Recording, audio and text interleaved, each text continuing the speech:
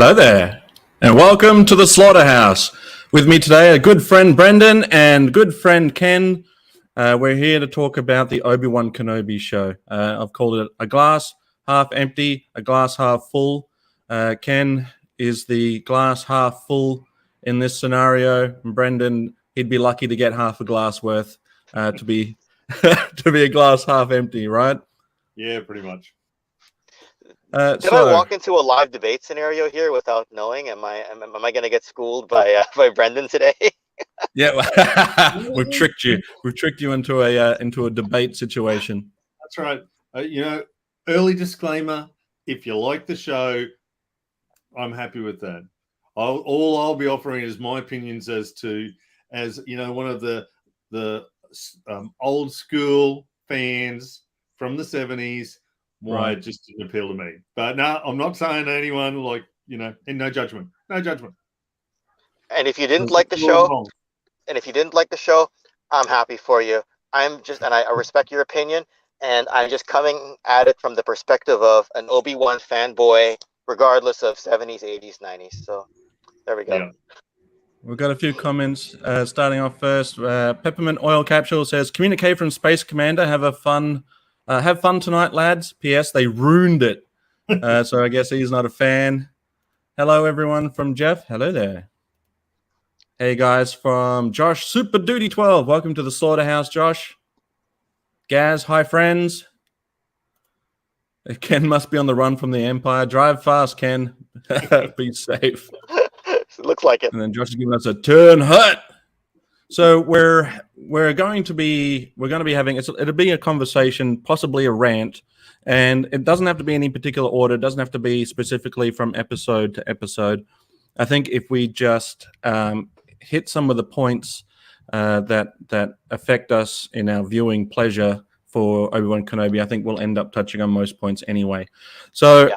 I want to start by saying, first of all, and I don't know whether or not this is just because I'm getting older, or just because I didn't care enough about some of these characters, but I can literally not think of anyone's name from this entire series except for Obi-Wan Kenobi, Leia, Luke, Ben Obi-Wan, Qui-Gon, and the Lars family, right? Baru and Owen. I can't remember anyone else's names. I can't remember the name of the droid. I can't remember the name of the character that sacrificed themselves so that they could get away. I can't remember the name of the guy that Obi-Wan was trying to convince to help him while he was on that planet. I can't remember the name of the planets. I was like, and obviously Darth Vader and Anakin I remember too. But if I say, and if you guys know the names of the characters I'm referring to, please jump in and tell me who they are, because I can't for the life of me think of it. Well, I think Tala is the lady who sacrificed herself, unless I'm wrong. I think that's her name, right? Because she played I think Ilaria Sand on Game of Thrones in seasons 5 and 6. Okay. I think, or seasons 4 and 5, whatever it was. I've already forgotten the name. Yeah, you didn't mention Riva, but I think you willingly forgot her. That's my glass partially empty. And then the Grand Inquisitor is just the Grand Inquisitor for me. And then you have, I think, Fifth Brother is the other guy. So I don't know if that's the real name. So those are just ranks. I think those might just be ranks, not even their actual names. So I'm only doing marginally better than you on this. I want to start by saying with the Grand Inquisitor, I know that he had a pretty distinct look in the animation that they couldn't quite carry over into this era. Yeah. But that didn't bother me. Right? It's the same with Cad Bane. Cad Bane looked different than the animation, but it didn't bother me. It's an interpretation for live action. I can handle that, right? But I think for me, first of all, I want to say, as a fan of Star Wars, the original trilogy, and probably being at the age where I was either going to get on board with the prequels or not, depending on where I sat in my age group. I wasn't super young where it was skewed to, but I was still sort of late teens, early 20s leading into the prequels, and every prequel was at like a 4-year window between the next one. So it was either I was going to be okay with it or it was not going to be my Star Wars, basically. but I found enjoyment from the prequels. I didn't hate the prequels. I found some episodes to be better than others. But when they announced that they were doing an Obi-Wan show, I allowed myself to be excited for it. Now, I was let down by Boba Fett, greatly let down by Boba Fett. That show makes no sense to me. But I did enjoy The Mandalorian. So, having really enjoyed a show like The Mandalorian and being disappointed by Boba Fett, the only thing in between is that I'm hoping Obi-Wan Kenobi will be at least okay. All right, so I've gone into it thinking that it's going to be. I've heard that the original actors are coming back to play Darth Vader and to come back and play Obi-Wan Kenobi, and I guess we can agree that Ewan McGregor was perfectly cast for Obi-Wan Kenobi in the prequels. In Episode 1, he's sort of still finding his feet. He doesn't quite have that Obi-Wan sort of vibe to him too much yet. But by Episode 2 and 3, he's fully into that role. You believe that is Obi-Wan Kenobi younger. Yeah. And then when we get to the Obi-Wan Kenobi show, I will start by saying, and then I'll pass it over to you guys, that I believe that by putting Obi-Wan in a position where he has, he's disheartened, he's sort of pulled away from the Force and all of this stuff, to me, when I first started seeing that, it felt like that they were trying to justify Luke's position in the end of the new trilogy. It's like, see, it's not just Luke that this can happen to. It can happen to all the Jedi. It's happening to Obi-Wan Kenobi, in fact. Yeah. But at least for Obi-Wan Kenobi, it's not like it's not dropped on us. It's not like guess what? Bad things have happened to Luke since we've last seen him, and now he's all upset with himself. It's now we've seen him literally cut the arms and legs and let burn basically his own brother, right? So I understand that he would be in a position where he's not quite, in his happy place. All right, so I'll pass over to Brendan, and then let us know your overall thoughts first off. Yeah, well, I guess for me, there's two fixed points in time. You've got at the end of Revenge of the Sith and the start of A New Hope. And for me, I just didn't see the point in exploring further Obi-Wan's story or Luke's story or Leia's story between those 2 points, because it's a galaxy of opportunity to go and explore stuff. I had concerns with Obi-Wan, with like you said, how he was at that stage where he's lost all hope. I've detached myself from the Force, and yet that doesn't seem to be the warrior knight that we've seen in Revenge of the Sith. He's got a new mission. There were 10,000 Jedi and 100 survive Order 66 roughly. So there are still other Jedi out there, and if you take what Disney does with Skyping, with Jedi able to Skype across the galaxy and talk to each other, he should still be in contact with some of the others. Like Yoda is still there, maybe Mace Windu, we don't know.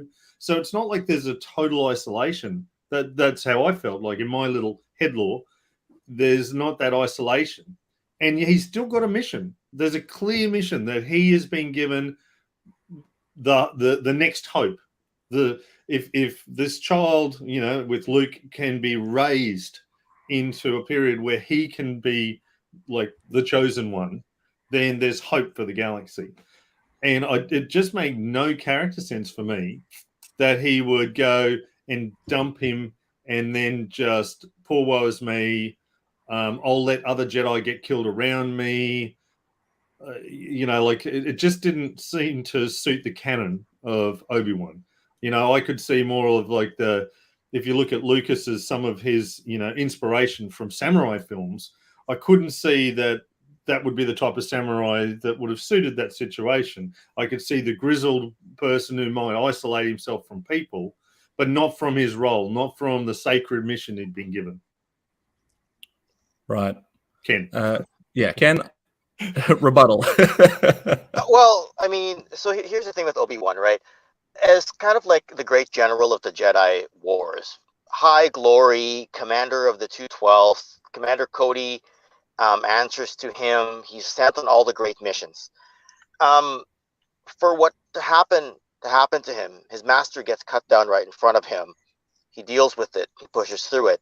His brother, for lack of a better term, falls to the dark side. That is his failure. When he says to Anakin during Revenge of the Sith, "I have failed you, Anakin. I have failed you." He's really feeling it. He even tells Yoda, "I don't send me to kill Anakin. I can't do it." He didn't want to fight him. It's tearing him apart inside. When he, for lack of a better term, wins the battle by having to almost kill his brother, lose the entire galaxy as one of the great generals, lose the entire Jedi Council, and then go into isolation or exile, he's lost all confidence. He is the great samurai, but his hand shakes when he has to pull out his sword. His mentality is just not the same. He can't will himself to be the great fighter he once was. So this makes a lot of sense compared to, say, Luke, by comparison. Right. So to me, just when he was about to get to his best point, he ran out of a glass. Yeah.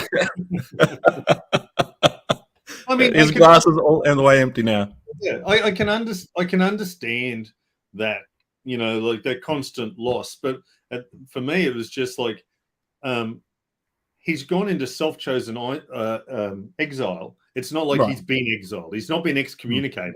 Yeah. He's part of the new mission is that there's still 100 Jedi out there. They might be on the run, but there's still masters there.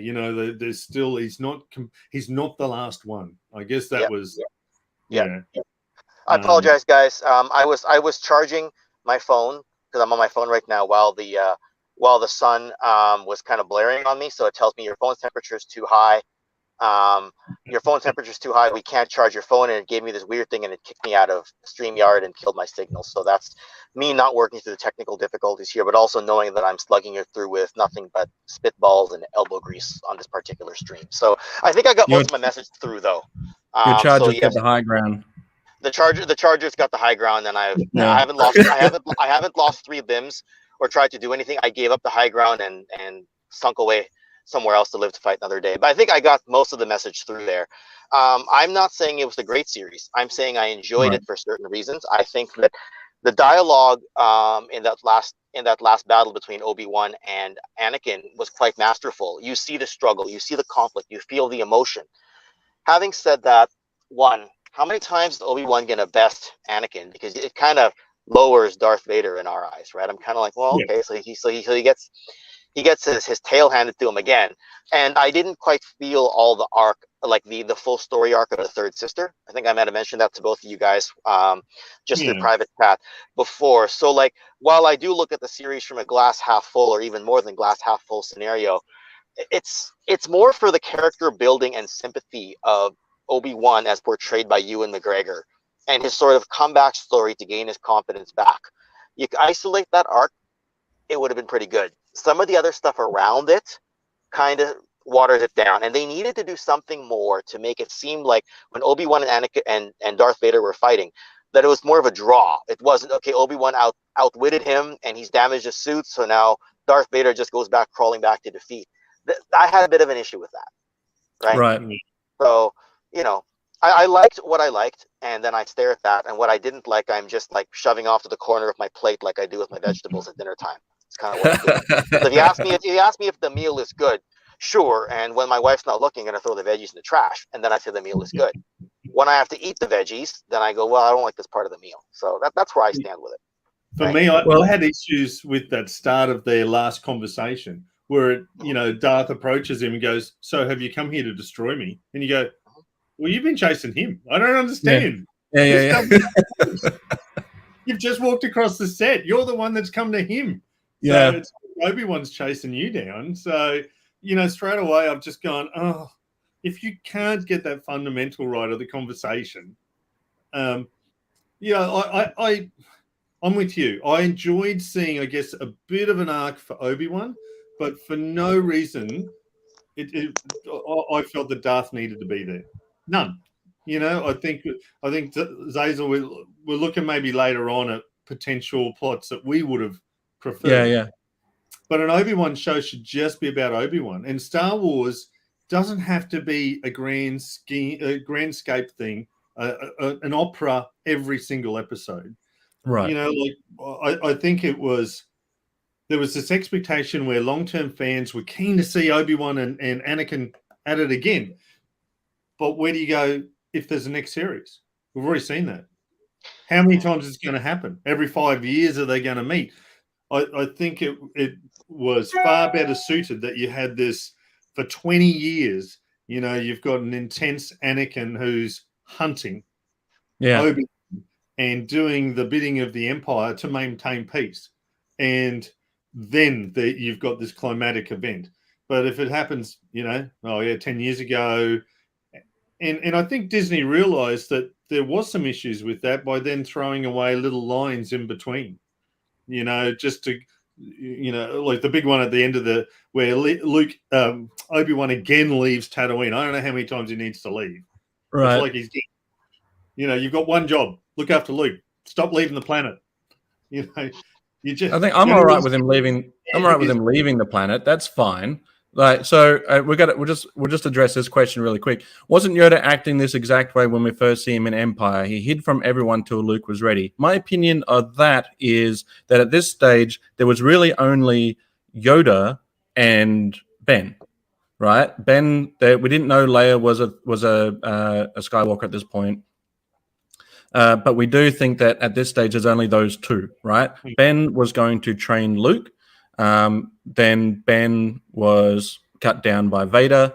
And then I think that Yoda at this point, he does sort of act a little bit pulled back or restrained or whatever, but that's testing Luke to see if Luke is willing to commit to this and not turn to the dark side where, if he goes through that tunnel, it shows him that there is that clear possibility. So yes and no. Hi all. Hello. I understand Ben's turmoil and isolation, and thought his self-conflict to help Organa to find Leia. I just don't like the direction the story went. I think if the main baddie wasn't Darth, Well,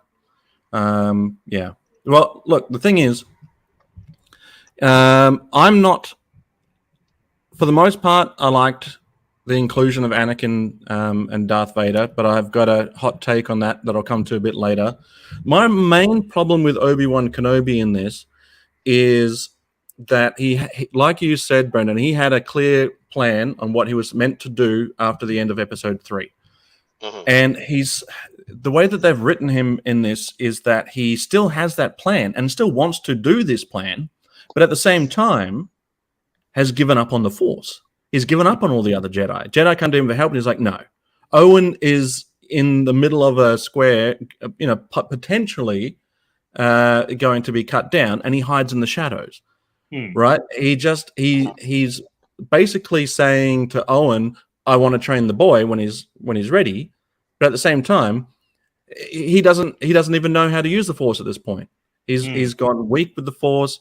If Owen had said to him, okay, go train him, what would he do? What would Obi-Wan do? He's got nothing to train him with. He's like, he's off. His Force skills have gone. I would prefer that this whole episode, this whole thing, was him just trying to commune with Qui-Gon and learning a lesson through that in order to tap into what he needs in order to be able to be a good teacher again. Because he did try with Anakin and failed. So I would appreciate that he would be like, holding back a little. But if he's going to continuously say that he needs to train him, what is he training him for? Because he's not doing any of the things that he said he's going to train him for. He's not helping the Jedi cause. No, it's like the script was written by two different people. Right. That's what it feels like. It's gone one that's going, okay, he constantly he's with the Owen. He's talking to him. He's monitoring stuff. He's ready to look. It's getting to the time. I think we need to start doing something. Then you got the other Obi-Wan, Jake Obi-Wan, who's right. just Obi-2. Thing, don't come near me. You're better to protect him than I am. It felt like he had bipolar. Like it just right. There was no I guess one character arc that there was. It was like so much of the series itself. Right. For me, it's a bit like you said. I enjoyed The Mandalorian. 7 out of 10. It's probably the best sort of stuff we've seen for a long time. Boba makes an appearance, and it's like, oh, well, he's really popular. Let's make a series about him. But we can't have villains that are villains. And I see this with a lot of Disney stuff now with Cruella. Yeah. You know what? They're a villain, but they're really good inside. So next thing you know, I've got a crime boss who doesn't think to go and hire bounty hunters, who doesn't put people in the ground. It's just like, no, they'll respect me. And you go, well, no, you might as well just get elected. Like you're not a crime boss. Yeah. It's a bit like this with Reva. Like there's two villains, but neither of them were satisfying. Darth, for me, I don't think Darth and Obi-Wan should have ever been face to face. I'd rather have seen a constant for 6 episodes, Darth chasing Obi-Wan from planet to planet, hunting him. He's got a lead on him and chases him, but that confrontation, that face to face, is never there. Well, there's already a redemption arc that happens in the Star Wars saga, and that is Anakin to Darth Vader and Darth Vader back to Anakin again. There's your redemption. That's the only redemption that we need to follow. Making everything else like this Reva character, which makes no sense, right? First of all, Obi-Wan Kenobi saw Qui-Gon Jinn get stabbed through the midsection by a lightsaber and die. Now imagine Obi-Wan Kenobi now seeing the Inquisitor and Reva both be able to survive this very same wound, and Reva being able to do it twice. Reva just walks around Tatooine after being shivved by Darth Vader, and it makes no sense. Anyway, that's my little rant. Go on. That's what I mean. There's a hole in her now, so extra wind would have been able to get through her on Tatooine. So she would have been fine. She's just filling up with sand. So the minute she leaves Tatooine, she's toast, right? So yeah. So people are asking how she even got to Tatooine. There's clear evidence of the power of a lightsaber from A New Hope. For me, I can understand in those first, say, 3 films or the 6 films, the occasional lore changing, but that was almost 40 years ago. Then to just change new lore now, you've had 40 years to understand it. Yes, we accept that Lucas didn't have a constant, so there were little differences between A New Hope, Empire, Return of the Jedi. But that was 1983. So we can understand that. You've had plenty of time to think about it. We know how a lightsaber works. You put it in a steel door, it melts the door. Right. Yeah. Putting that into a human body is like. I was a little surprised when Darth Maul comes back after getting cut in half, but I'll cop it when they've explained. Oh, if you are truly a Sith filled with revenge and hatred, that you can push the body beyond that. All right, I can accept that. Sure. But when Reva was stabbed as a child, she wasn't a Sith. She wasn't full of revenge. So how did she survive? Plot. It just seems like plot. How did she find out that Darth may have had some, well, I'm assuming may have found out he had children. Plot. I found something in the records that Ben Obi-Wan knew the Organas. Well, yeah, but he knew lots of people.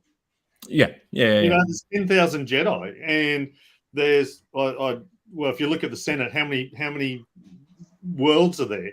Of course, there's going to be links.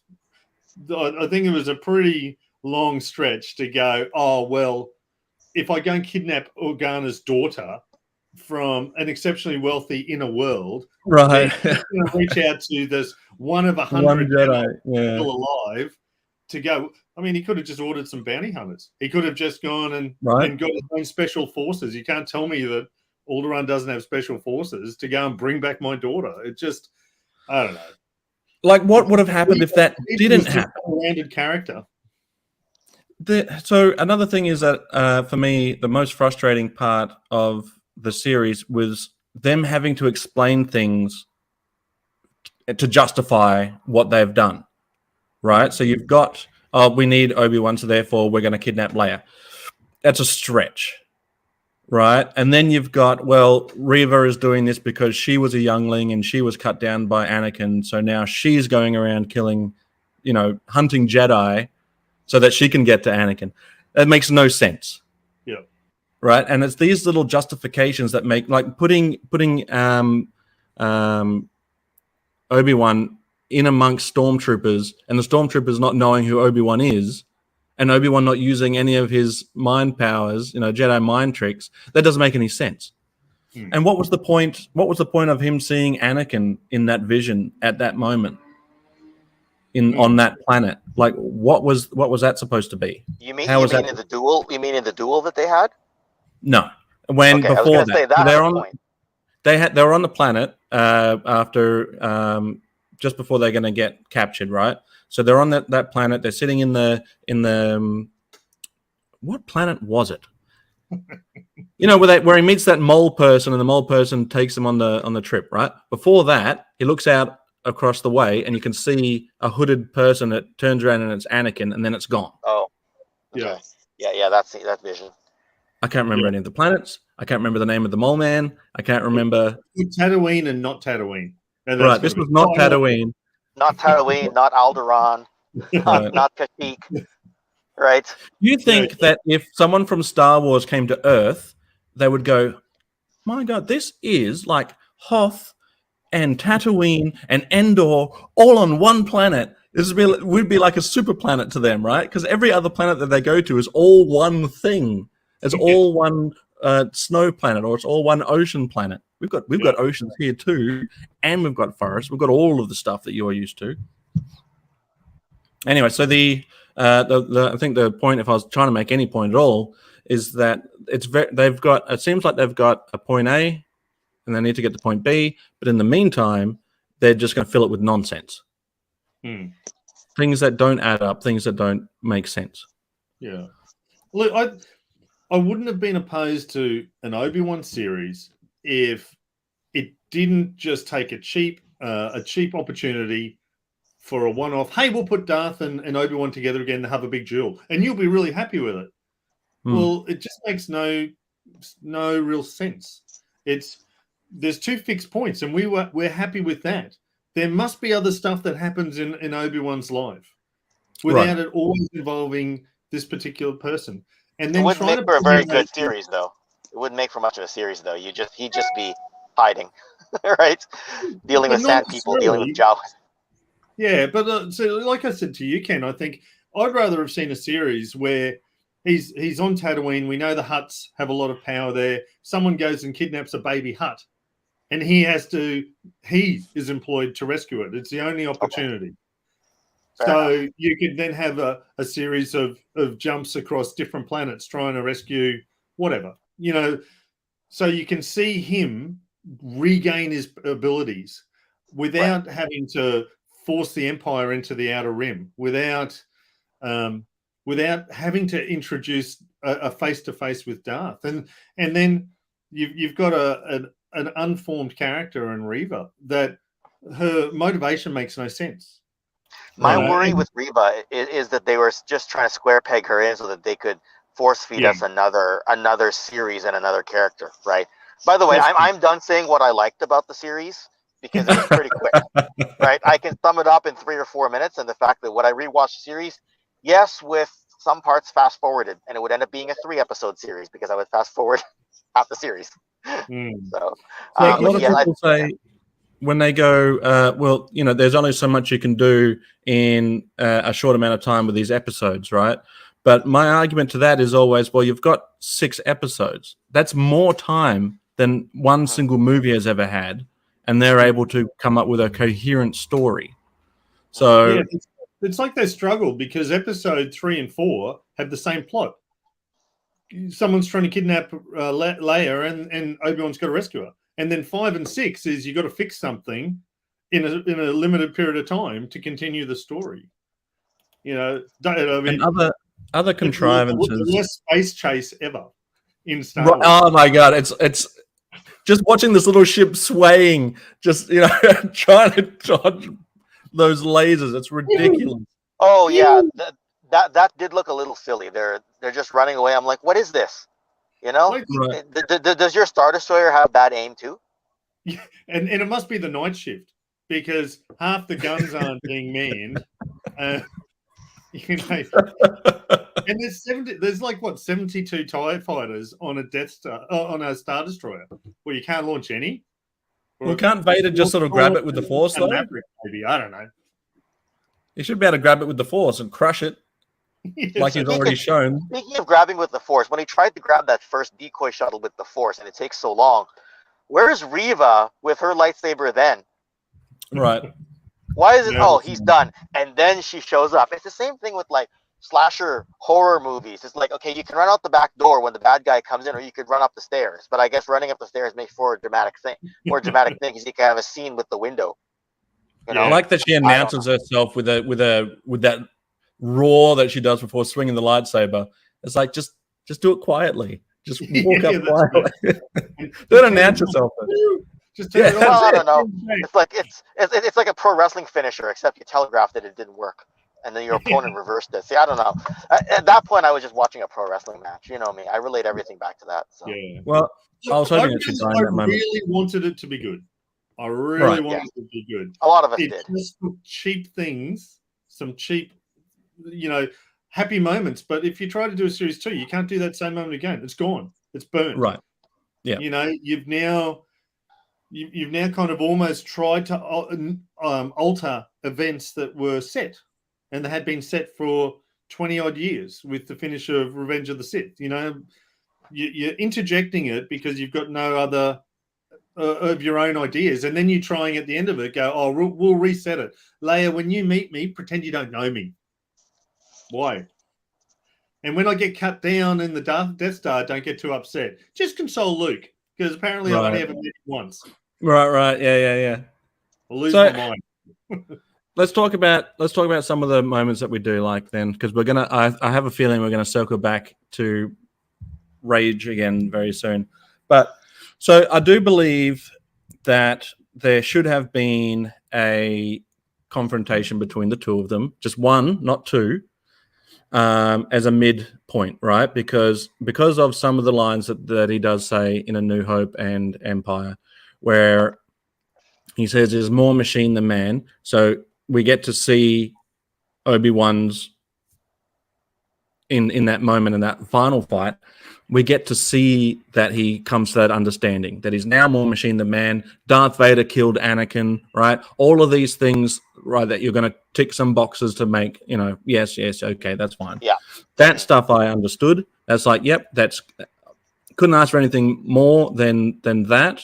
They could have done away with the first fight. That was just pointless because you can only do their first confrontation since becoming Darth Vader, the mostly cyborg, right?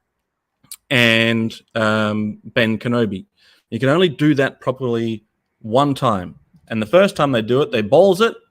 And then the second time it's like, well, this should have just been the first time. Yep. Right? It should have been a big lead up to this moment, not have some comedy on the side, having Obi-Wan run stage left. But hey, Phil, hi, mate. And so I get that. Having that final moment where you see Anakin through the mask of Vader looked amazing. The only problem now is that Obi-Wan has made the choice a second time to walk away and not finish what he started. Right? Could have ended the war twice now. Right. So, yeah, Ken got his food order. That's like that. Ken got off camera so we don't see him get his Taco Bell. So, yeah. I eat really fast. You know what else they threw in? When you go through a drive-through and they give you a toy? Well, like I think I got the chase version, like the really, really rare chase version of the drive-through toy because it looks exactly like Zazel. Right? Like this is freaking awesome. Like I got a little mini Zazel. I don't even know if they know what they gave me, but I'm gonna take it. I'll put it in my collection. Enjoy the mini Zazel. Don't say you're going to take a mini Zazel. Basil likes being taken. From a certain point of view, doesn't sound so bad. I think it's catching on. Yeah. I'll start. Anyway. I'll sign it for you. All right. So let's before we completely empty our glass, let's fill it up with some hope. Right, Brendan, hit us with some of the stuff that you did like. At the very end, I love no, yeah. Like to finally hear some John Williams music. Right, you own the rights. How have you not run with that the entire show? Yeah, because we've all got such strong emotional connection to those songs and those themes. And if you wanted more emotional connection through the show, there should have been more of that music. But to finally hear like the Imperial March, but basically, and again, it's one of those things where Darth goes, I'm ready. I'm so full of anger. I'm a Sith Lord. I'm going to be so powerful. I'm going to go and hunt Kenobi. And then the Emperor goes, you're too angry. Oh, all right. Well, Kenobi means nothing to me. And now give me the Imperial March. He goes, I don't know. So I enjoyed that. I did like seeing Ewan McGregor don the robes again. I just feel that he did the best with what he was given. But again, they haven't employed people to write the script who are passionate and know and understand the character. And that's the letdown. But it was great to see him again. Right, yeah. And Hayden Christensen, I was glad he came back. I've just got issues with them meeting face to face. Yeah. So I think maybe we can transition into what we would have liked to have seen. Because for me, when I heard that Hayden Christensen was coming back, my initial thought was, well, he's going to be in the suit, but there's no way that they're not going to show him as an actor, right? Yeah. Because people want to see it, and also he's an actor that you're paying for. You've got to utilize him on camera somehow, right? So I would have liked to have seen it where at the beginning you see Obi-Wan. He can be a little bit, reserved, right? In isolation, trying to come to terms with everything that's happened, and sort of eliminate all the stuff where he literally lets people almost die because of him not taking any action, right? But if he's going to be on the planet, he should feel isolated, right? He should be he shouldn't be going to the homestead. Sorry guys, hotel Wi-Fi cut out. It was always going to be a stretch to hope the Wi-Fi in the parking lot lasts as long. Thanks for having me on. You're welcome, buddy. Thanks, man. His glass was empty. So I think that it really should have dived into his isolation and what he's going through internally, right? So the entire series for 6 episodes, and hear me out on this, should be him in his cave trying to communicate with Qui-Gon, right? And then at the end, he's able to do so. Now, how do you fill out 6 episodes on that? Well, in that moment when he is trying to commune with the Force and he's going through all these emotions, and when Darth Vader is in his chamber, in his healing chamber, they form some sort of connection, right? Some sort of, because they still have that bond, right? And so now they're inside each other's minds. And it's like a battle of will and a battle of, the dark side versus the light side, all materialized in their minds, right? So now you'll start seeing flashbacks of things that had happened and things that could have happened.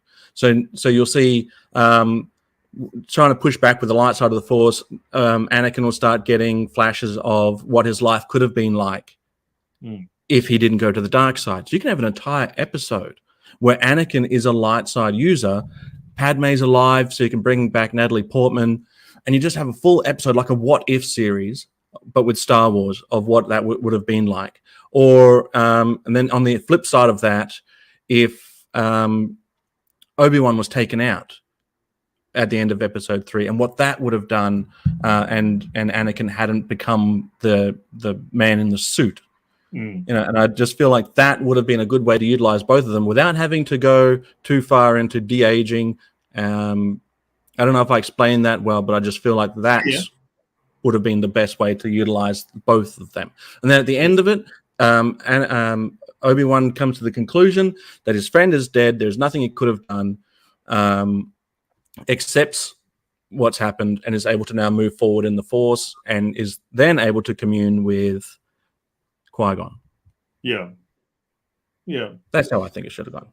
Yeah. Look, I think to use both Hayden and Ewan in the one series required a particularly skilled writer, either a team or one individual.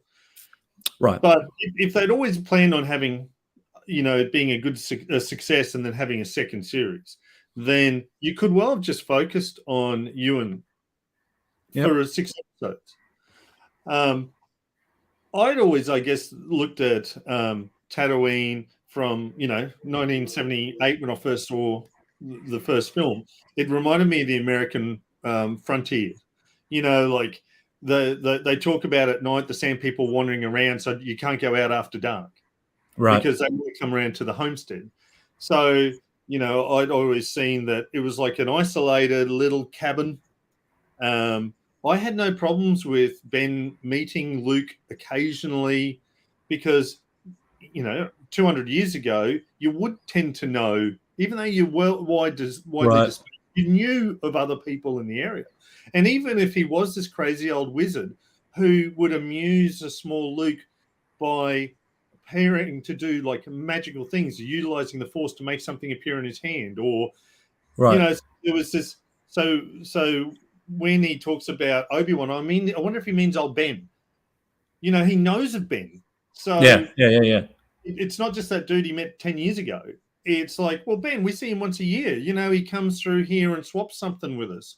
Or he always treats me nicely, or he tells me, what's going on.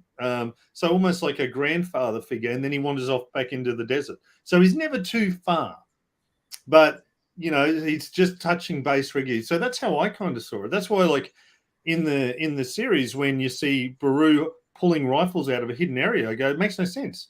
You live on the frontier. The gun should be on the wall. Right. Yeah. He has a rifle on the land speeder later on. It's not a strange concept. Right, because they'd get raided all the time by sand people, right? And that's right. And they'll just destroy your droids. They'll knock down your evaporator. So it didn't, it was a lack of understanding. So I would have been happy with one series that explored that you would see Obi-Wan touching base with the Skywalkers, but then like a man with no name, solving issues on the planet, be it one arc or be whatever. And in series 2, maybe at that stage, because Ben's becoming a little bit more active, Darth starts to get something. In Hayden, you can then focus on him following leads. Maybe he thinks he's chasing Ben across the galaxy and turns into be some other Jedi. So that you can have the two parallel stories that look like they're connected, and then at the end you'll find that they're two separate events. There was great creative opportunity. I think they just took the cheapest way to get some bums on seats, and it's like Bobby. It just didn't feel like this mythical creature. Right. Yeah. It almost felt like it was a whole different story that they just went, we can change some of the names on this and make it a Star Wars story. Yeah. I also, I'm all right with strong women in Star Wars. Yep. It's not like we haven't had it before, but there's no reason to demasculinate a man in order to have a strong woman. And I found that they did that on a few occasions, particularly that scene with Beru where she's now taking charge and showing the man how it's done. It's like that should have been an ideal moment for both of them to go, all right, we've prepped for this, because they should have. They should have prepped for this because they have Luke Skywalker, right? They should know that this is a possibility. That's right. It's always been a possibility from the moment they were given this child. They'd had to have had a contingency. What, run off into the desert? Yes, because that's what you've planned. You plan for 10 years. You know, like if Obi-Wan's lived in a cave, surely you've able to establish a similar thing. You know, you have a bug-out bag for a reason. Your bug-out bag is the child in the other stuff. You know, like there was just these strange inconsistencies for plot. And yeah, I agree 100%. I've got no problems with Beru being a strong woman, but she was also a kindly woman in the first film. You know, I can understand, Owen was worried about Luke. He was worried about his future. He's invested in this child. And, you know, so he's rough and he's gruff and he's forcing him into this farming, putting off the academy. I need you for another year. I want you here where you're safe. And Beru being that nurturing soul. I've got no problems with her picking a rifle up. Sure. But I have a problem with your contingency plan is sitting and waiting. And, And then their idea of trying to find Luke is to stand outside and shout his name out. And then have Obi-Wan going, "Where is the boy?" No, seriously. He's out there somewhere. It ends up it gets brought back to them by Reva. Reva made no sense either because the redemption.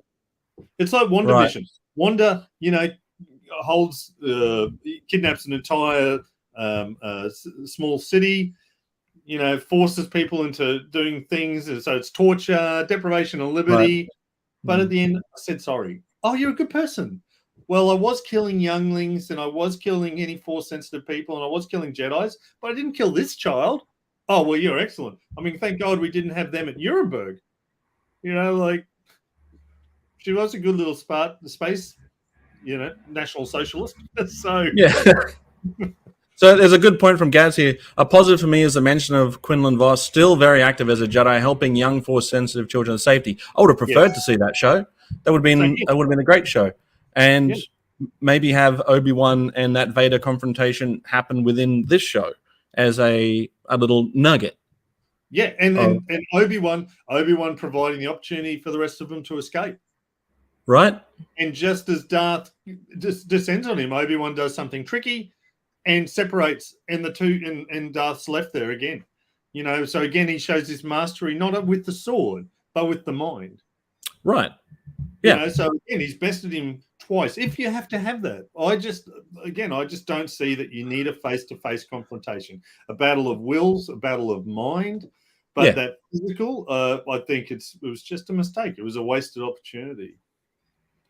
So if they do make a season 2, like what is the point now? I mean, you got Qui-Gon now as a possibility to be an extra character for season 2, but you can't still have Vader and Obi-Wan continue to interact with each other. I think they should just leave it as it is. They could have done a hour and a half special, right? Special, whatever you want to do for Disney Plus. Doesn't have to be a 6-parter, and just have it where you've got the Obi-Wan and the Vader and that whole duel thing happening. The last duel, the first one's ridiculous, but the last one, have something build to that, and have that be just a thank you to the prequel fans, a thank you to the OG fans. Like this is you know, like a main event. Like, we've been waiting for this for so long. This is the main event. And have it, no matter what happens, that at least everyone comes away from it feeling like they got some entertainment. Instead, we sat through 6 episodes and the head scratches just don't make sense. I will say, Leia, whilst it was infuriating watching her run through that night city and couldn't get caught by Obi-Wan, that was infuriating to watch. But as a father who's had young children, I can say sometimes it is tricky to grab them while they're on the run. But I think that she had a very good Carrie Fisher vibe about her. I bought that she was Leia in that moment. I thought that she was well done. There were moments where that actress, I feel, was given the opportunity to be Leia. Yeah. You know, like, there were certain lines and certain situations where that felt right. But I have an issue that, again, Obi-Wan's left his part to go and have this meeting, which at the end of the series, they've had to go, all right, now we pretend it never happened. Well, if Right. you recognize that, then don't make it happen. You didn't have to make it happen. And that's one of those, yes, I liked An interesting way to have done it then is if you absolutely positively have to have Ben be the one to save her, have him do it in a way where he doesn't give up his identity. He's a man in the shadows. He's trying to come out because he should still be in hiding anyway. Yeah. Right. And then have it makes sense with when she, like he gets cut down on the Death Star. She doesn't probably have the opportunity to really see who it is. She's not aware that it's that person who was involved in a rescue many years ago because they never introduced it. Like you said, it's from the shadows, ninja style. Yeah. Something like that, I think would have. You can go back to those Western concepts, or the samurai where the character spoke without having to need a name. So Leia just knows of this individual and knows, gets exposed to the rebellion and then finds more about her father's involvement in like the path and stuff like that. Instead of having this very, open conversation with I'm Ben and Obi-Wan, but in years to come, pretend you don't know me. Even when if he had just gone by Ben, never said Ben Kenobi, just said I'm Ben and I'm here to rescue you. Then when she leaves a message for Obi-Wan Kenobi, she doesn't know that that's the same person, which would have been, in my mind, more brilliant. Like she doesn't know that she's reaching out to the same person that saved her life. She only knows him from stories of that, that he was helping. We know because we know the whole story. The character doesn't need to know everything. It's again, like it could have been great, instead it was mediocre because they just took some cheap, easy ways out and then used through a few lines out there to tidy stuff up, and just create more sort of plot holes, trying to get rid of plot holes allegedly. They create more. Yeah. I think the overall sensation that I got while watching it was disappointment sprinkled with bits of okay, and then and then at the very end with the Darth Vader duel, which I think if they had have used Duel of the Fates in that fight to bring it back to the original Darth Maul Obi-Wan / Qui-Gon situation, if they weren't going to use, what was the song that they used during the duel between Anakin and Vader? I can't remember the name of that one. But I do prefer Duel of the Fates, and I think that surely, especially when he's lifting up all those boulders, that again, I mean, that was a bit much. But again, to me, it's like a lack of understanding. If you look at the prequels and the original series, the Force is, you've got a great master like Yoda struggling to lift with time. Like a pillar's falling on someone. It takes him time to control it. It takes great effort and strength. From episode 2. This is like magic. It's like Disney magic. It's like, Anyone can lift anything. Yeah. I thought it was watching anime for a while. What's that? I thought it was like watching anime. It's an episode of Dragon Ball Z.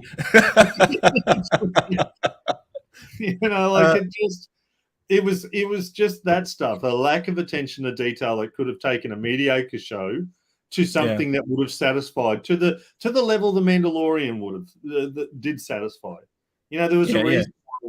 When Luke finally appears as a Jedi and takes Baby Yoda, not Grogu, Baby Yoda. Why was that a satisfying moment? Because we'd waited 40 odd years to see that Luke. We didn't need to see more after that. Realistically, that was the moment. We could have left it there, and I've been happy with that. Yeah, and again, it was just sloppy. Creating your own mediocre musical pieces when, like you say, Jewel of the Fate. That would have been the perfect to get some emotional attachment into that final fight. Otherwise, it's just a poorly lit fight sequence. Yeah, and the shaky cam, it sort of takes away some of the the majesty of watching a Jedi fight. Yeah. I like some of the callback moves that they showed from the flashback scene to this scene where they were still in that personal struggle, that personal fight. I think even right at the end that Obi-Wan wasn't ready to kill him then either, because he had opportunities to probably use his lightsaber as a lightsaber, but uses the hilt to damage the breathing apparatus instead. If you've got 2 moments to crack that, you've surely got at least 1 moment to shove your lightsaber through it. Turn it, Look, but even then, that's not a death sentence these days. Some of the best fight sequences with lightsabers, like when Obi-Wan finally kills Darth Maul in Rebels, there's 3 strokes. Yeah, it's your true Japanese style samurai fight.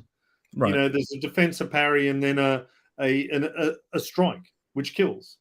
Yep. I appreciate that. You know, you can have the different styles for longer duels. But maybe that would have been an instance, if you're going to have this with Darth and Obi-Wan, almost have 2. Show them fighting with different styles. So you've got the prequel style fight, and then they break away, and then they change their foot stance to a different style, which is more like what you see in New Hope, so that you can see that one's trying to be the master. I can fight you in this style, but now I'm going to go to a different style. Right.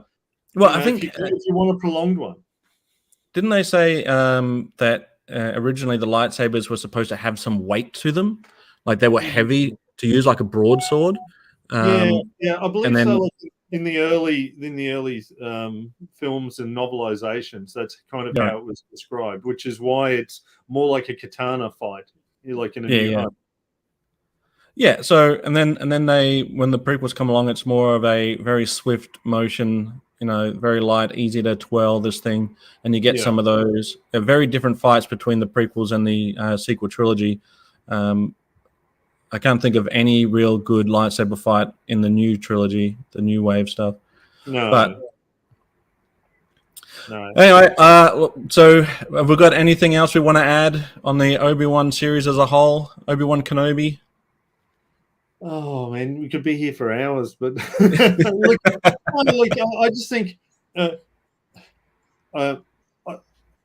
support Ken. Like, he enjoyed it because he got to see, you know, some of his personal favorite and hero stuff. And sometimes we do look, you know, we can enjoy it. Like I like original Trek, you know, but I've got friends from, you know, who were there in the 60s watch it, and now all they can see is, you know, everyone running from one side of the bridge to the other. Yeah. But I can appreciate it for how they did it at the time. Whether or not would I watch Obi-Wan again? No. You know, No. And that's the big thing. They should be making it. For me, Star Wars is one of those pinnacles. It's like Dune. It's, you know, that should be the pinnacle of science fiction. So when you're writing it shouldn't be mediocre. You should be setting the bar. And that's all the fans want. They want a high bar, not just a cheap thing.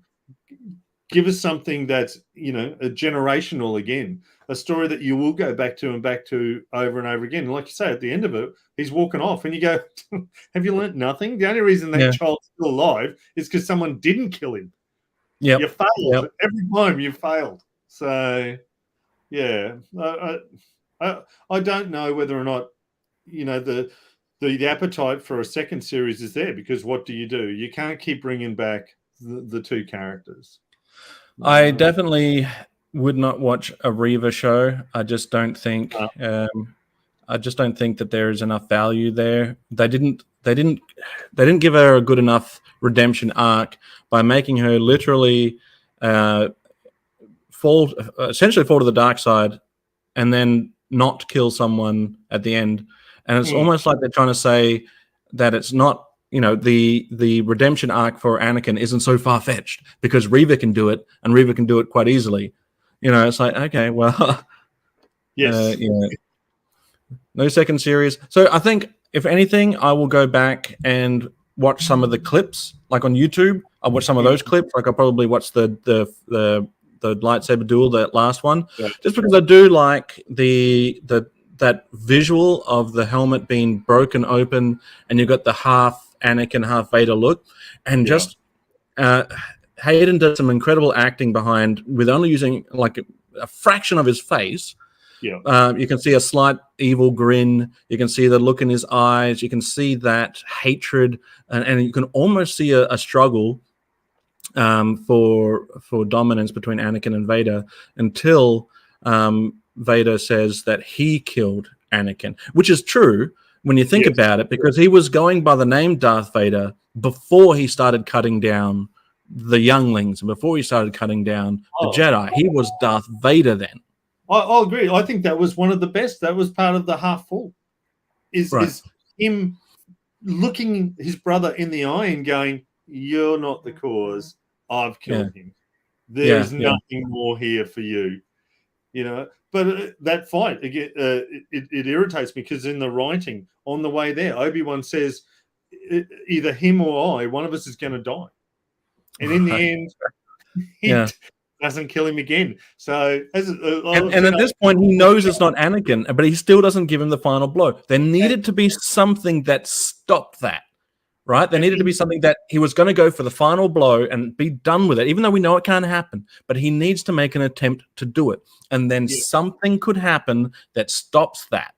And then he's like, "Okay, I've failed in this effort to destroy Darth Vader, but now I know that it's not Anakin."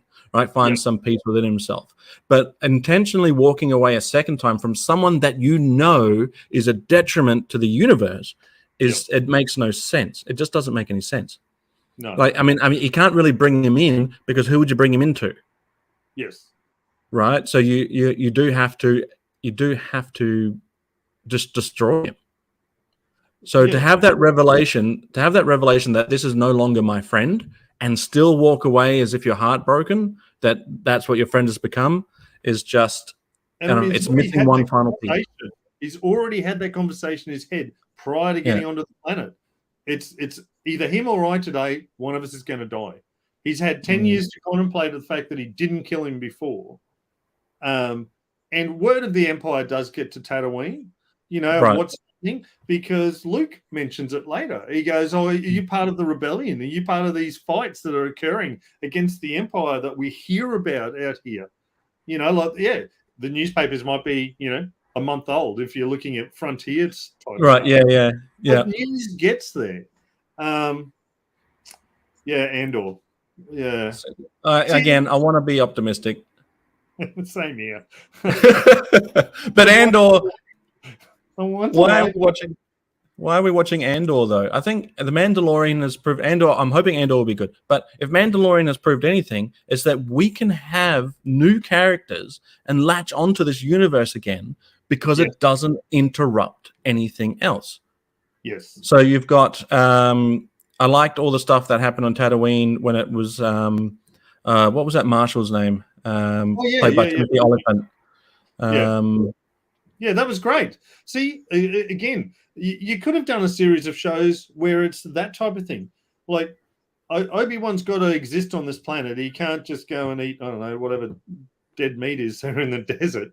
Right, each week have an adventure. And at the end of it, show them that he's still looking out over the homestead and then goes back up into the mountains. There was opportunity there. Or, like you say, create new characters that we can follow. Though I think the problem with Andor is, again, that what the end point is. It's like all the way through Obi-Wan, we knew what A New Hope was. So it kind of minimized some of the moments of tension because you kind of knew where it was going to have to go anyway. And so that's what then led me to go, all right, well, how are you going to explain this? Because in 1977, I know what this says right here. So... And so you end up that sort of tilt towards it. But you're right, like seeing half of Hayden Christensen's face to see the emotion, that's great. But you can see with The Mandalorian, you don't need to show a face. 90% of your communication's the non-verbal. So look, you could have written a better script for Hayden to act instead of using 3 other body doubles and then him. Just have him. Yeah, his movement will be a certain way. The emotion will be there. I think it's just wasted opportunity. I guess that's how I see it. That I'm probably the only person that wants this, but I kind of want a third Ewok movie set now after, because when I was watching the last Star Wars movie, I was like, they're so close to Endor. If they don't at least just have a little clip of some Ewoks, I'll be so disappointed. And then they did. They had Warwick Davies and his, I believe it was his son, both playing Ewoks in that moment. We've got a Ryan saying Star Wars fans seem to not like continuations of old stories. I think that is why Mandalorian and Rogue One. Disney, though, falls back on the stars from the first 3 movies. You're right. Well, I'm with Ryan. I don't think so. Rogue One was an enjoyable film. You kind of knew the intersecting point, but it was captivating. It had a different feel about it. You knew where it was headed. Even though the mission was a success and it reminded me of like a Dirty Dozen. Yes, it was like the Dirty Dozen. It was like the Magnificent Seven. It was like you're riding into something that you might not. And that's where, for me, it was close to that. Like I was saying, that pinnacle of sci-fi, the Dune, the true grand space opera. That was part of that story quite well. The Mandalorian, 7 out of 10. It wasn't perfect, but it was getting that way, and it was taking new characters. Yeah, you had a cameo for Series 2, but Series 1 was just a really solid follow-through story with new characters that you could invest in. I liked The Mandalorian as a series, but when it came to the first series, Series 1 of The Mandalorian, I was hoping that every episode would be its own standalone episode, like a Western series, like Gunsmoke or Bonanza or whatever other Western series you used to be into. I was hoping it would be like that.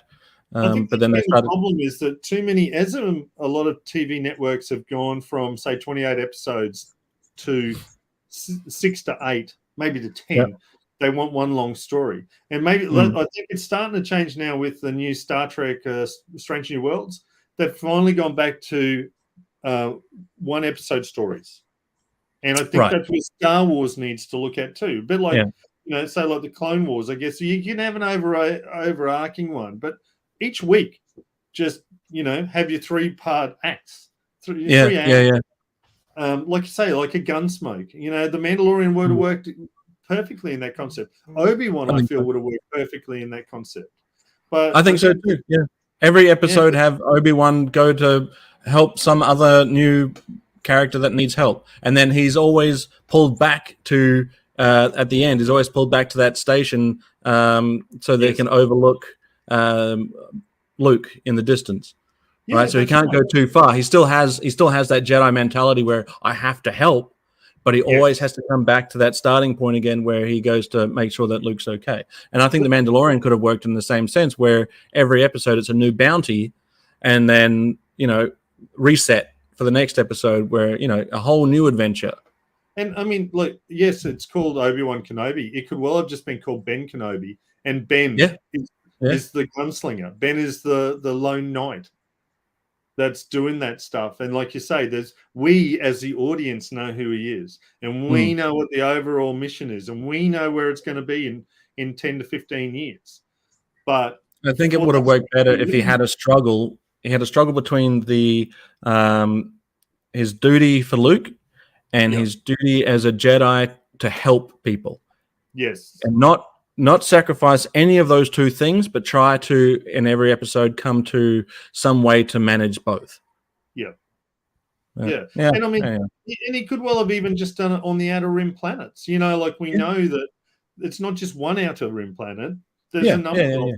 He could be the last law and order out there. The Empire stretches so far, but it lacks authority there, which is why the Hutts are there. Like there was opportunity without drawing it back into the central planets and in the grand scheme. And I mean, now you've got, by not killing Anakin, realistically, he's enabled the death of millions of people in Alderaan. Like, I don't know.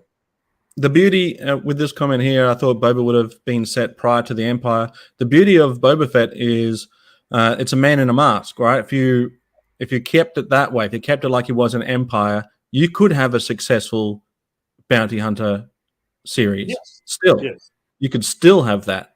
You don't need to have the helmet off. I do prefer the old voice for Boba Fett over the new one, just because it does sound a little bit more like Clint Eastwood, a little bit more, gunslinger. Whereas now it's just another clone voice, right? Yeah, that's right. Yeah. Yeah, well, that's right. Well, even post Sarlacc, he could still have gone back to his business. That's what his business has been. He might have actually taken that opportunity that I ended up in the belly of this creature because I let my guard down. I underestimated my enemy. Those type of things are not going to happen again. Does he ever really explain why he wants to be the new mob boss of Tatooine, though? I don't think so. Because it never struck me that was any part of his mentality before that. In just the brief moments that we see him in Empire and Jedi, you never really see that he's waiting for a moment to overthrow Jabba the Hutt. No, that's correct. If anything, he should welcome the fact that there's no true leadership and exploit that for his own gain. But instead, I don't know. Oh, here we go. Because he has a good heart. Yeah. He's a Disney villain. He can't all be all bad. There's a nice soft spot. Yeah. I think they could have spread out Boba Fett into 2 seasons. Have the first season be him in the desert with the Sand People, the Tusken Raiders, and then after that, whatever else. But I thought it was too much. Yeah, that was good. That was good. I'll give you that. He's got a good heart. But the bounty hunter with a heart. I do like that he went back and just completely just decimated the Sarlacc, though. Yeah, yes. Yeah, that was good. I'll give him that one. That's more like the character. It's it's like you got 2 different scripts. I want you to write the happy, good-hearted person. Now I want you to do all the cool stuff that fans will actually like. It's like the Mandalorian. Nobody's bad anymore. You open with someone's head being taken off with closing doors. And that's a badass right there. Like that's what we want from Boba, dead or alive. And I mean, he's a badass when Darth Vader has to tell him no disintegrations. Yeah. Not you. That's we know what you're like. Oh man, I'm like Space Commander said at the very beginning. They ruined it. They did. Disney Star Wars, they ruined it.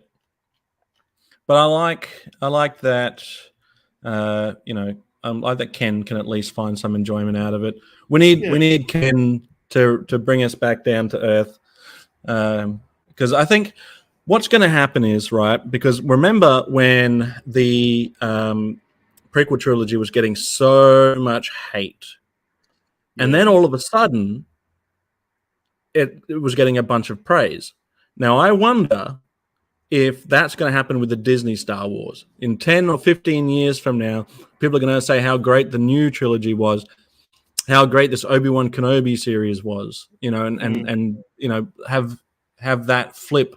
Because I do think that the prequel did get a lot of unnecessary hate.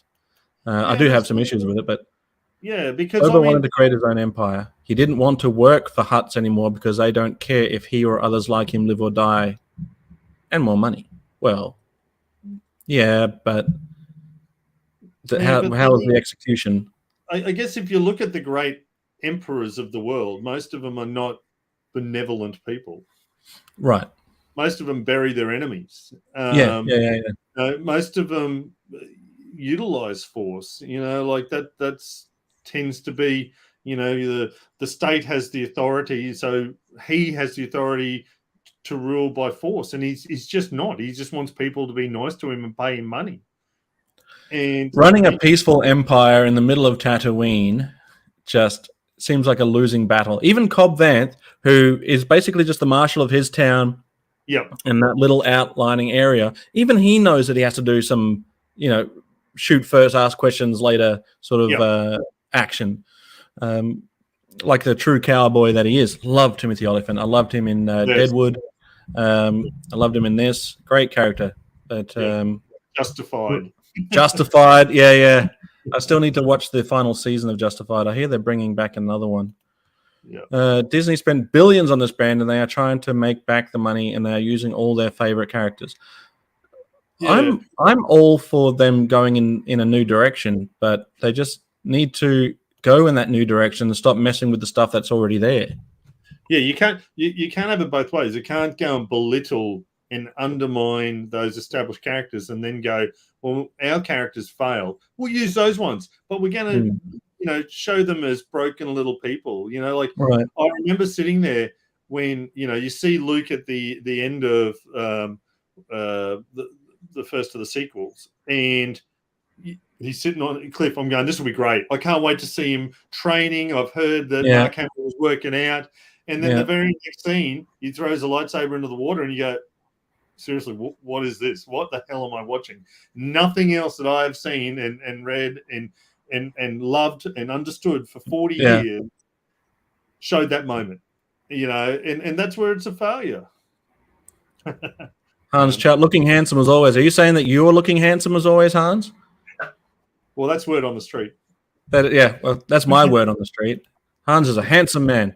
Yes, they need to respect the Star Wars lore still. Yeah, you can keep the Star Wars lore intact and not have to shit on it in order to up your new characters. Han Solo, just going from being a general at the end of Return of the Jedi to going right back to being a smuggler again just doesn't make sense. Yeah. I totally agree. Would have rather had some story about Boba being a badass bounty hunter pre-Empire Strikes Back. Yep. There's still months. There were months between him at the end of Empire and Return of the Jedi. Yeah. So he could well have dumped his little carbonite hand and been doing stuff. They could literally do a version of Shadows of the Empire where Boba Fett has the frozen Han, then he has to try and get him back to Tatooine. Yes. You could still have Chewie. That'll be all right. Having Leia in there would be a little bit tricky. But who was the main guy from Shadows of the Empire? What was that guy's name again? Dash Rendar? Oh yeah, Dash. Yeah. Dash. Yeah. That I would love to see. That was a huge event when that came out, Shadows of the Empire. It was like, now how do we pronounce? I would say Zizor for that, but I'd be running that too. Zizor? Yeah, all right. We'll lock it in, Zizor. What a stupid name that is. Who has an X and a Z in their name and tries to pass that off as a real name? That's crazy. Hans Chow, hello, friend. Name, but I'm not sure where. Shizor. It's pronounced Shizor. Is my name Shizel? Shizel. Can eat Shizels. Yeah. Did you ever try to blow a whistle through a cheezel? No. It's impossible, but there was an ad for cheezels when I was a kid where they were they had cheezels in their mouth blowing it like a whistle. I could never do it. Shizor. I can't believe that. Who's going to take that seriously as a, what was he, the Black Shadows or something? Shizor, that's sad. Who was the leader of? I want to say Black something, Black Shadow, Black Star, Black Sun, something like that. What's his name? Black Sun. Yeah, that was it. So that's a great untapped story, because when that came out, they had a video game, they had comic books, they had action figures, they had a CD, so they had a soundtrack, all for a movie that didn't exist. But they plugged it on TV like it was the next biggest event, like the next biggest Star Wars thing. It was almost like it was a movie. Yeah. Yep, Mod Boss Black Suns. Yeah. See, there's a story waiting. So many opportunities, but it's just again, they've paid billions and they're struggling for ideas. And they need to accept that you can't just throw anything out under the name, otherwise you devalue it. And that's why I think Solo failed, You know, Right. like again, it was close to being a good Western, but you only had 12 months between one, and that was a bad film, an unsatisfying film, and then you throw the next one in, and again, it's like they don't know what to do with the character. You know, oh, we gave him his name, and you just find out it's just a random name, and you go like, Right. oh, I mean, you're just cheapening this character in all ways. So, but then I think other than the original trilogy, right, which we can say is an almost perfect trilogy, yeah, I think that there's always been some issue with Star Wars somewhere. If we never got any other movie and we only got the original trilogy, people today would be complaining about the Ewoks and Return of the Jedi. And that would be the biggest argument that people have today, right? That would be it. People would say, I hate those bloody Ewoks. I hate, Return of the Jedi is the worst, whatever, right? Yeah. But then we had the re-release with the special editions, right? And then people all of a sudden saying that the worst thing that ever happened was that Han shot first. No, Yes. Greedo shot first. As far as I'm concerned, Han shot first. But then people were like, Greedo shot first. That's ridiculous, right? And people were like all up in arms over that too. And that was the biggest deal at the time. And then I think we were all largely on board when episode 1 came out. Like I went and saw movies. I can't remember what movie it was, but I went and saw a movie just to see the trailer to episode 1.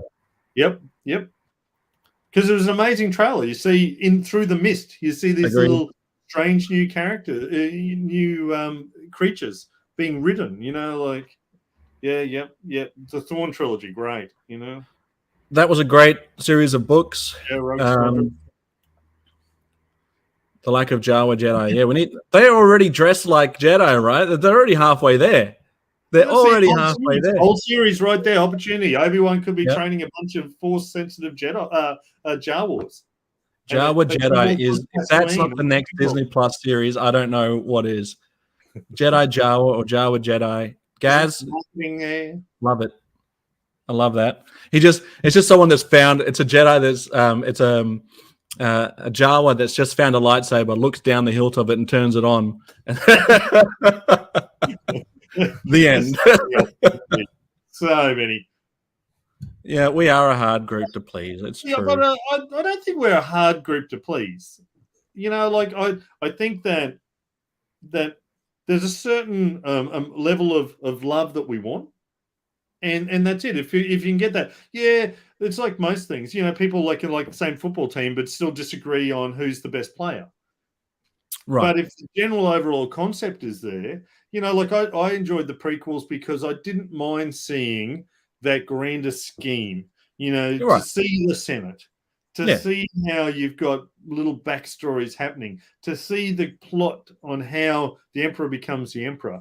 Like that was you can't do that in the same vein as the original trilogy. You do have to put a lot of time and effort into the lead up. Yes. Right. So a lot of the political stuff is apparently boring to people, but I found enjoyment from that. But my only issue with the new trilogy, the prequel trilogy, was the sappy love stuff that happened in episode 2, rolling through the grass. It was just like, I could do without that. Yeah.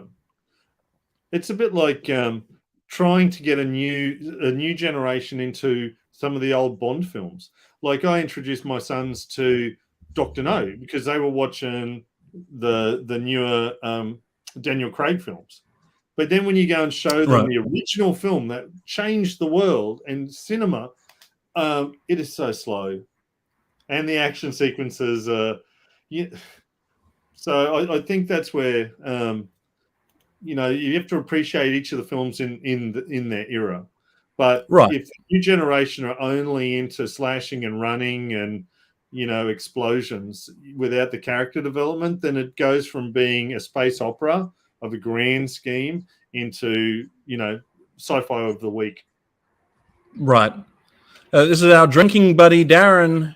Thrawn is in the Star Wars Rebels, which is Disney, and he was evil. Yes, but as Han says, for how long? Mark his words, they will make him a good guy.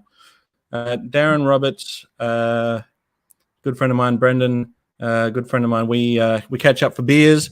So So if anyone's in around the Brisbane area, we should definitely catch up and have a beer. We talk Star Wars, G.I. Joe. We bring our own Joes in the middle of the pub. We don't care. Have them on full display. People are asking us questions the other day, weren't they? Asking why we had toys on the table. That's exactly right. The staff were interested. Other customers were interested. Yeah.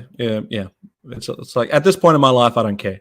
Dr. No, released 5th of October 1962 UK and in 63 in the United States. Hello, Magnificent Kaboom. Love his animations. Thrawn in Rebels was great. Rebels was great. I haven't seen all of Rebels, but I've liked what I've seen. Yes. The Star Wars fandom is so big that they try and make so many people happy that the movies and shows don't measure up. Maybe Disney should try something new. I don't agree with this statement. I think that they don't try to keep many people happy at all. I think they try to keep a marginal amount of people happy. In the woke mob, they try and keep the woke mob happy. And anyone that has any semblance of creativity are often shoved to the wayside and until they fit the Disney mold. Keep up the great work, Top Shelf. You too, mate. Your animations are top shelf. I'm always marveled at Magnificent Kaboom's cartoons. Sorry to see Ken Poe dropped out. He hit light speed.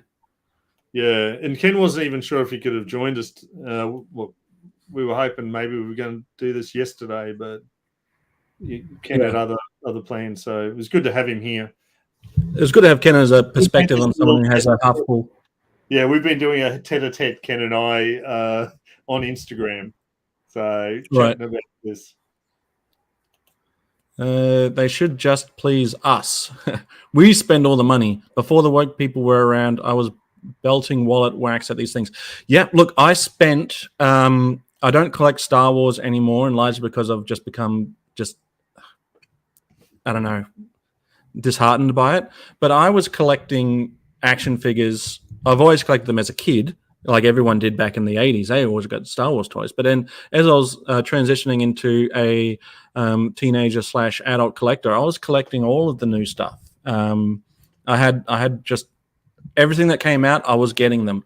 And then when I started seeing my favorite characters get, largely thrown to the wayside or mishandled, I just had to step away from the collecting side of it. I can't even look at Luke Skywalker the same anymore.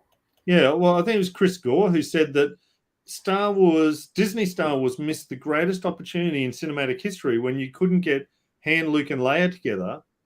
Right. Yeah. In one more scene.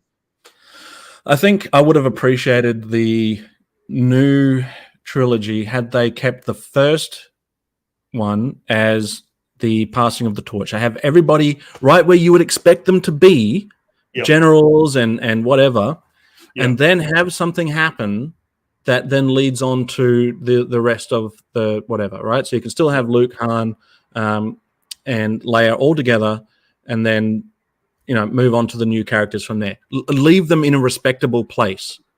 Yeah. And then don't touch them again. Some of the greatest problems with the film is like the First Order. Who's the First Order? Where do they come from? What do they rule? Whereas if you look at A New Hope, in that one scene in the staff conference room where they go and they say the Emperor's closed the Senate. So you learn that there's a Senate. You learn that there's an Emperor. You learn that the galaxy is so big that individual imperial leaders are now running their sectors. Whereas when you come into, like you say, the first of the sequels, they should have been, Han is in the Outer Rims as the general controlling that part. Leia is there trying to run the Senate. Luke is trying to do something, and the three have to come together for a new problem. And this is the First Order, and the First Order is doing this. That's your build. That's your understanding of world building.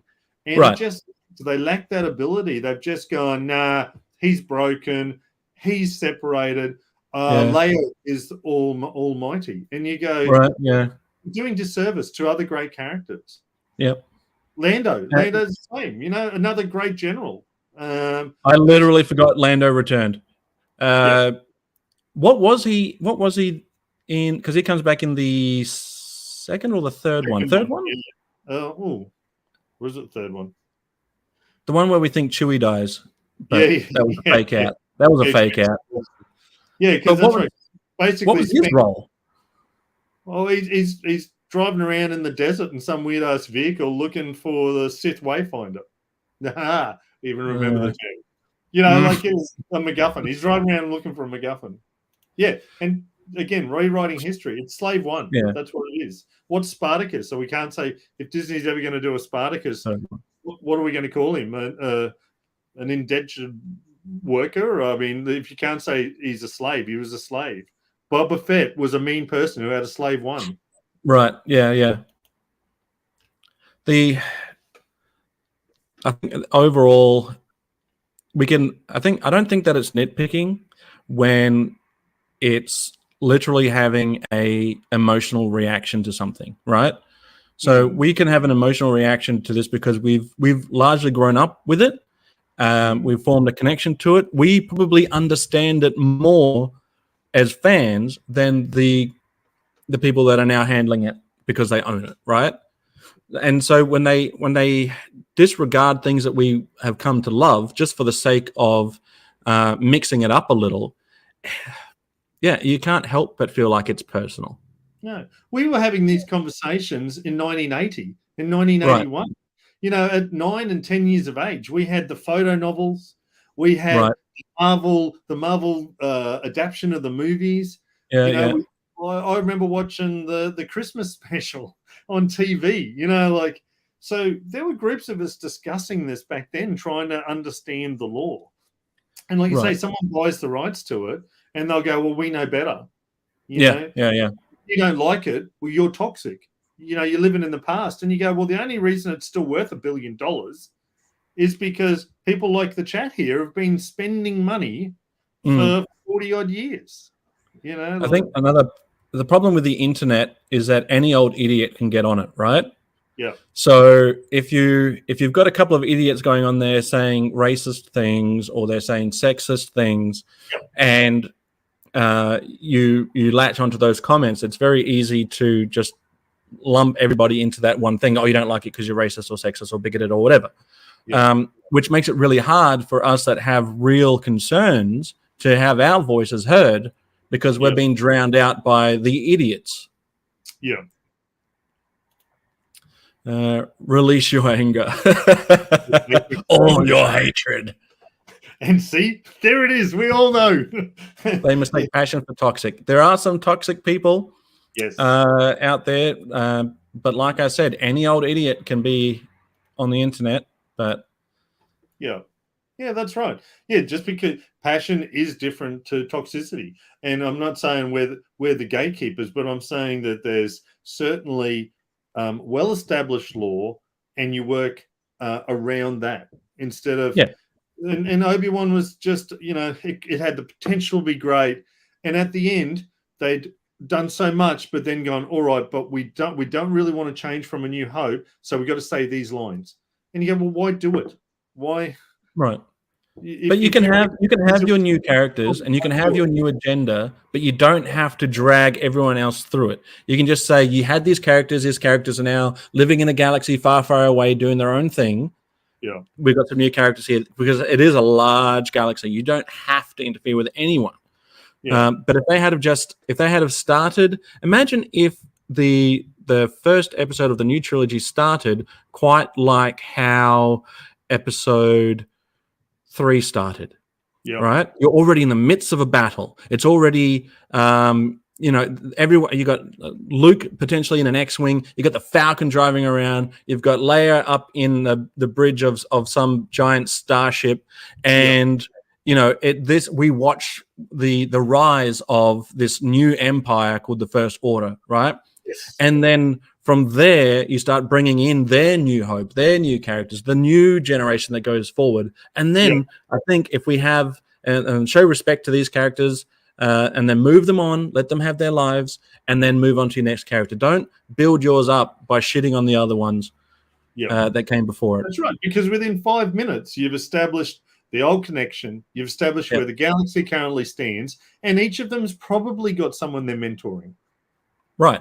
So you've got the next trilogy of characters, and then those people will adapt into the new Landos and stuff like that. Right. Have bring Lando back. Have Wedge. Have all of those people doing what they do best, and then let them go. And I think that for the most part, everyone would have been like, "Yep, cool. You've done them justice. They still exist in some way.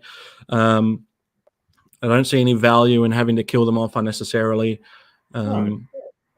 because I guess there was value to be had, but I don't know. For some reason, I think they like the idea of some things, but the execution is never there.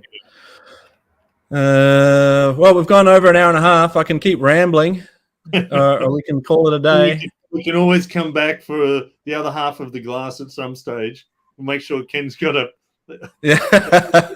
contemplation. Maybe we needed Ken to balance out our rant. See that Jack Lord, yep, from Hawaii 5-0 to Felix Leiter, yeah.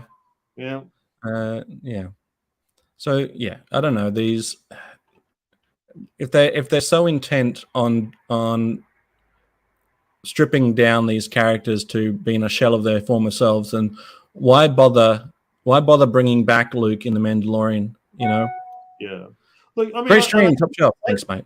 I had this conversation with Tony from Analog Toys that we were doing one with 5 of us one time, and it was when they first announced the Obi-Wan series, and I said that I was on record at that stage. I was going, look, I just don't see the point. I don't need to see the backstory of every character.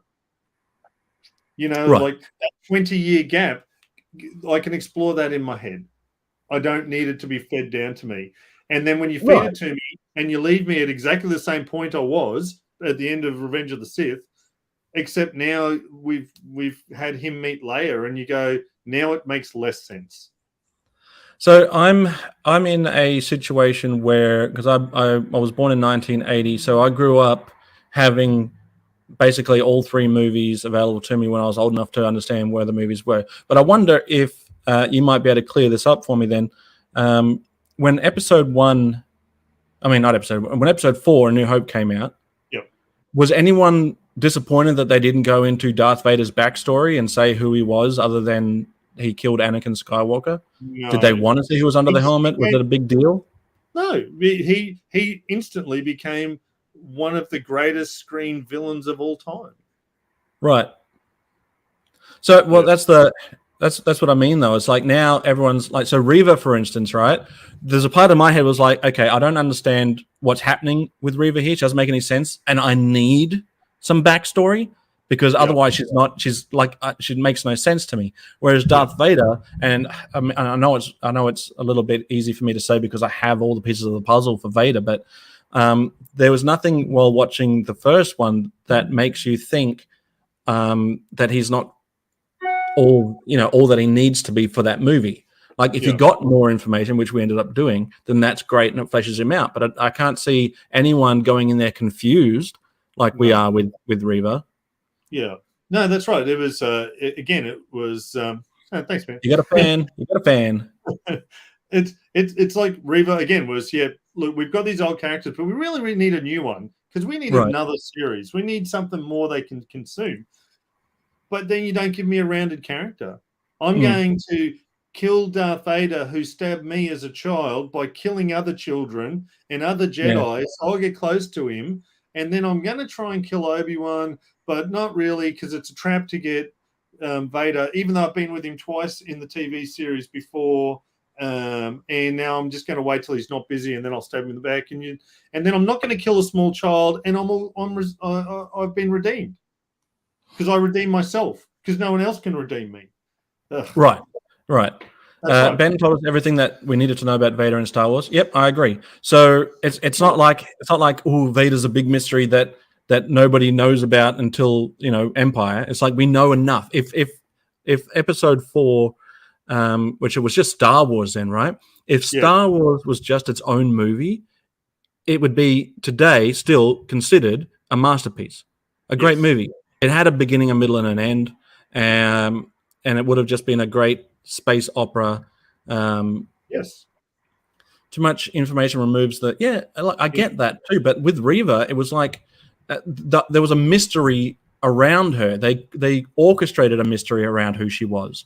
You know, it could have just been like, I don't know how they could have handled it. To be honest, I think just get rid of it altogether. Poorly. You know, again, it's Right. it just seems to be something in the last 5 years. You need to know the backstory of Maleficent. Right. Because although she's a great villain and has been for 50 years, you need to understand she's really a good person. And Cruella, you know, yeah, she cuts up 101 Dalmatians, but she's really a good person. And you need to understand it. No, we don't need to. Yeah, it was to create a spin-off. Yeah. I won't be watching it. No. You know. It's not because I'm bigoted. I just don't care about the character. I think there's potential. So on a piece of paper, right? Basically, Reva is a Padawan who was cut down in her childhood by Anakin Skywalker / Darth Vader. Well, he wasn't Anakin at that point; he was Darth Vader. She survived to then come back to infiltrate that circle in order to get revenge on Darth Vader by doing the very things that Darth Vader did. Yeah. Am I missing any points here? No, 100%. And that's no sense. It doesn't make any sense to me either. So, I mean, the only way that they could have done it was Reva was a Padawan who was strong enough to survive a lightsaber through the midsection, brought in by Anakin, recognizing her strength, and trained to be an Inquisitor. And now she has this thing in her mind where she's like, okay, I'm alive because of Vader, but my friends are dead because of Vader, and have that be her balance between, you know, the good and the dark side. So, I mean, that's flawed in itself too, but at least it makes a little bit more sense. Like Vader brings her in and goes, okay, well, we could use you.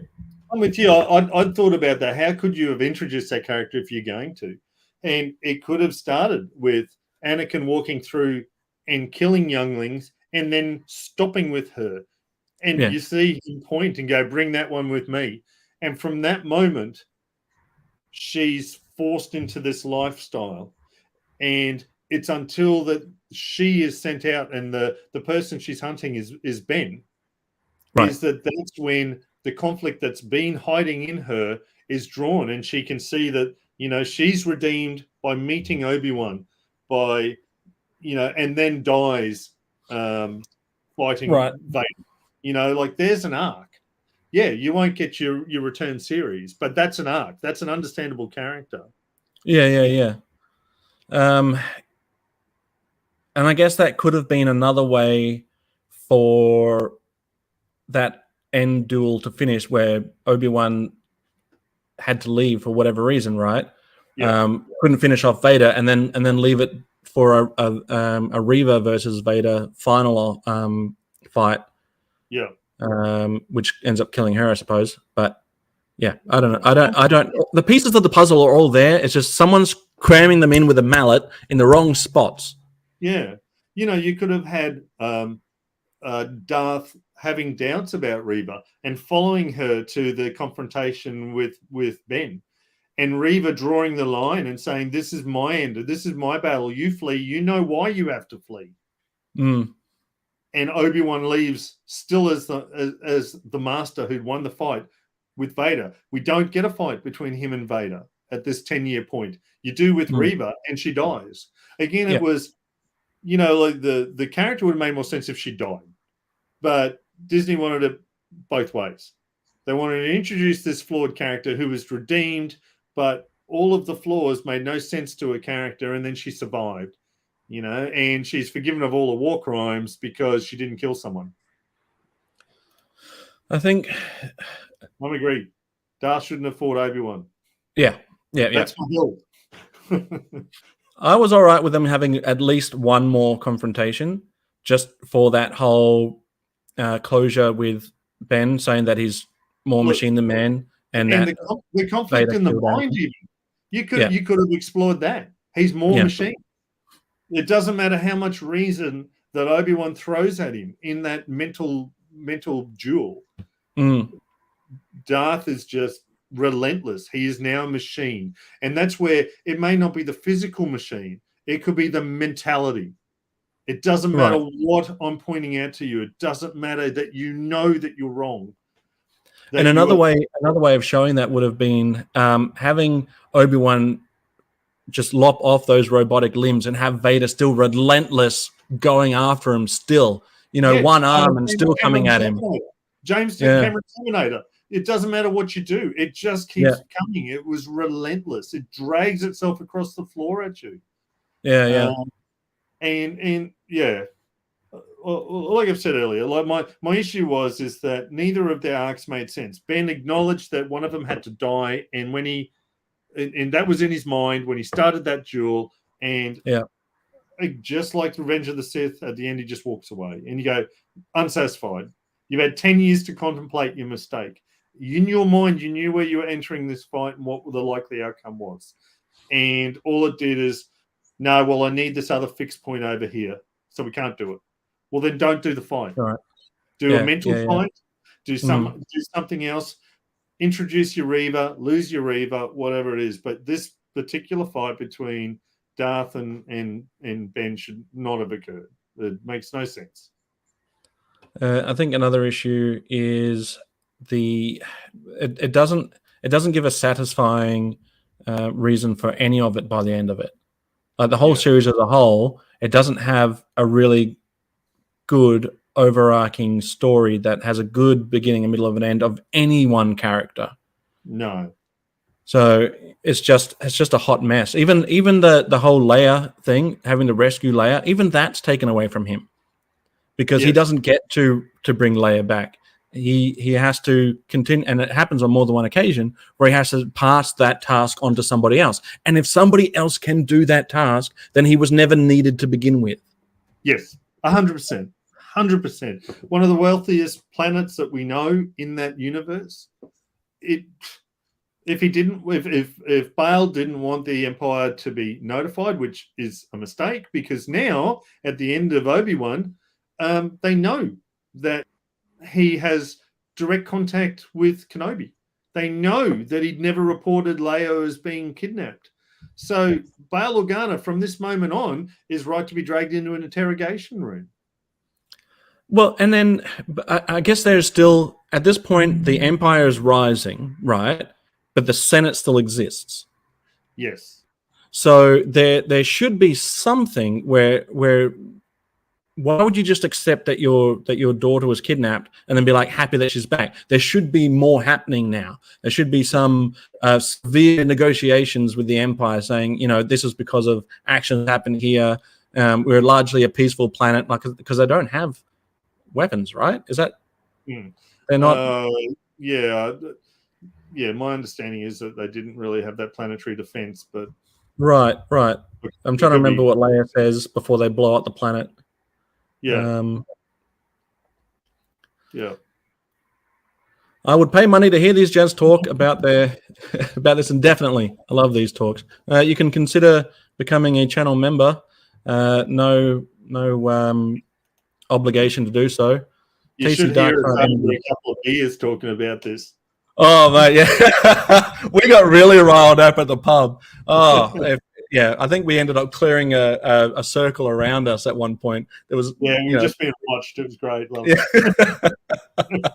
Imagine two grown men in the pub, action figures of G.I. Joe on the table, and just getting absolutely enraged by Star Wars. It could not have been the most geekiest thing I'd ever seen. And I think you were wearing at least a what were you wearing, a G.I. Joe shirt then too? Oh, I might have been wearing a G.I. Joe. I can't remember, man. And either way, that's definitely a highlight for me. I love doing it. We'll do it again soon too, because it's just, and particularly when Darren's there. Darren's very passionate about Star Wars too. But always happy to drink beer, talk about this sort of stuff. Star Wars, G.I. Joe, Action Force. Sergeant Slaughter always gets dropped in there for some reason. I don't know why, but yeah. All right. Well, we're almost at 2 hours, so I think we've done well. Yeah. No, it's been great. Chat's been really good. Thanks, guys. Hans Chow, you'd always be welcome to hang out with us, mate. First round's always on me. But yeah, thanks to everybody in the chat. If you haven't subscribed to the channel, please do. If you haven't given this video a thumbs up, please do. If you're on Facebook watching this, give us an emoji of some description at your discretion. I don't mind. Either one's fine, even if it's an angry face. Yeah. show us how triggered you are.